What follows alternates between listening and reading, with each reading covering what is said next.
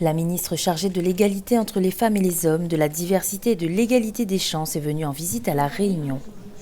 C'est par un échange avec les élèves du lycée professionnel Vubel dans les Hauts de Saint-Paul qu'Isabelle Lonvirom a débuté sa première journée.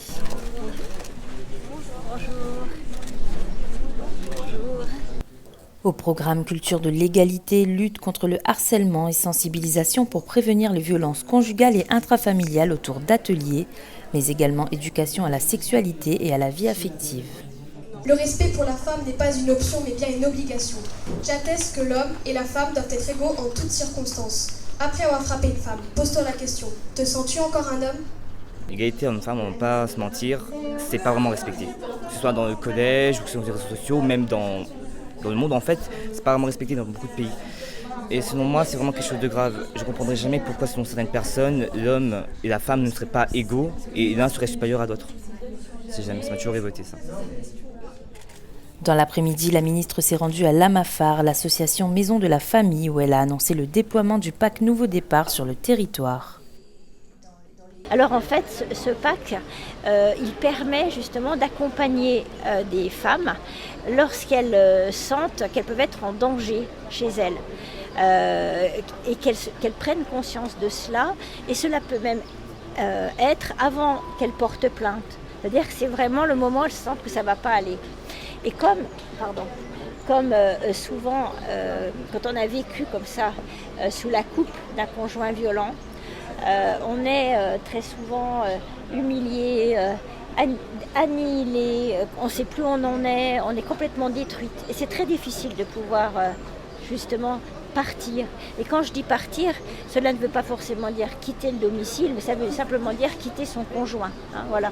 Donc j'en profite pour dire que ce dispositif, il peut s'appliquer quelles que soient les circonstances. Que la femme quitte le domicile ou qu'elle y reste, et à ce moment-là, c'est le conjoint qui est éloigné.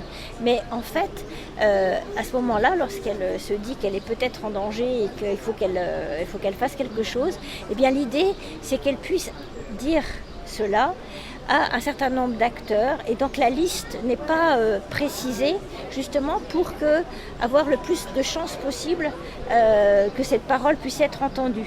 Donc ça peut être une association qui peut recueillir ces confidences et donc entendre la situation dans laquelle elle se trouve, donc une association, mais ça peut être aussi un médecin, ça peut être un avocat, ça peut être un gendarme, ça peut être un policier, ça peut être aussi le maire d'une petite commune, un juge éventuellement. Et donc une fois que cette personne est au courant de la situation de cette dame, et c'est bien sûr si elle le souhaite, eh bien il va contacter un interlocuteur unique à la caisse d'allocation familiale, et cet interlocuteur unique de la caisse d'allocation familiale va déclencher pour cette victime les aides dont elle peut avoir besoin, comme dans un système de priorité. Et donc cela peut être une allocation comme le RSA, cela peut être une mesure de retour à l'emploi ou de formation, cela peut être un accompagnement psychologique, cela peut être aussi une aide pour faire garder son enfant, et cela peut être, si besoin, un hébergement d'urgence. Voilà, l'essentiel, c'est qu'on réponde le mieux possible à ses besoins. Elle s'est ensuite rendue à l'unité psychotrauma de l'EPSMR. Autre temps fort de cette visite, la réunion publique de présentation du plan ministériel pour l'égalité entre les femmes et les hommes à la préfecture. L'occasion pour le conseil départemental de rappeler que le thème des violences intrafamiliales fait partie des axes prioritaires de sa mandature.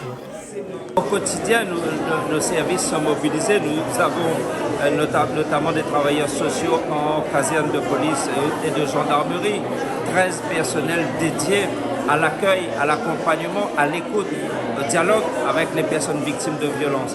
Nous avons aussi tous les services d'information préoccupants qui accompagnent les familles, mais surtout les enfants, parce qu'il ne faut pas oublier qu'il y a des violences envers des adultes, et souvent ce sont les femmes qui subissent ces violences. Et il y a aussi parmi les victimes des enfants. Et donc ce travail qui est réalisé en lien avec les autorités judiciaires est important. Je dois dire aussi qu'il y a un travail qui est mené avec les associations sur tout le territoire réunionnais. Et je vais terminer en parlant notamment le travail qui est réalisé dans les collèges, par l'éducation nationale, auprès des collégiens, mais pas que les collégiens. Ça se passe depuis les écoles, en passant par les collèges, les lycées, où il y a des actions de sensibilisation, d'information pour prévenir les violences.